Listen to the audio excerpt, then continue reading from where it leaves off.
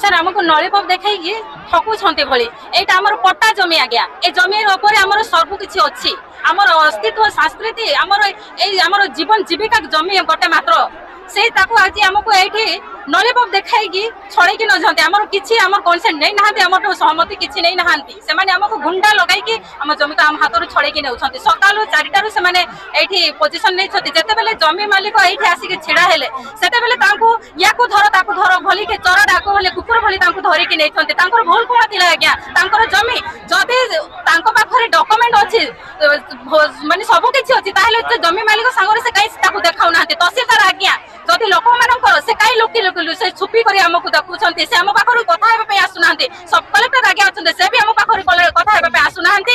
ଆମ ଲୋକଙ୍କୁ ପୋଲିସ ପ୍ରଶାସନ ଲଗାଇକି ବାଉଣ୍ଡରୀ ଦେଇକି ଛିଡା କରିଛନ୍ତି ଏଇପଟେ। ଆମେ ଧସାଇକୁ ପଶିବା ଆମ ଜମି ସେଇଟା ଆମକୁ ଠେଲା ପେଲା କଲେ ବୋଲେ ମହିଳା ପୁଲିସ କଣ ପୁରୁଷ ପୁଲିସ ମାନେ ଆମକୁ ମାଇଝି ଭଳି ବ୍ୟବହାର କରିଛନ୍ତି ଆଜ୍ଞା। ମାଇଝି ଭଳି ବ୍ୟବହାର କରିଛନ୍ତି। ଆମର କଣ ଇଜ୍ଜତ ନାହିଁ?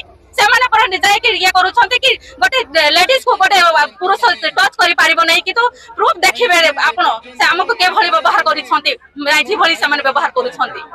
এইটা কোন কেতে অপমানে ସେମାନେ ଆମ ଜମି ପାଇଁ ଆମକୁ ଏଭଳି ବ୍ୟବହାର ଦେଖଉଛନ୍ତି। ସେମାନେ କିଏ?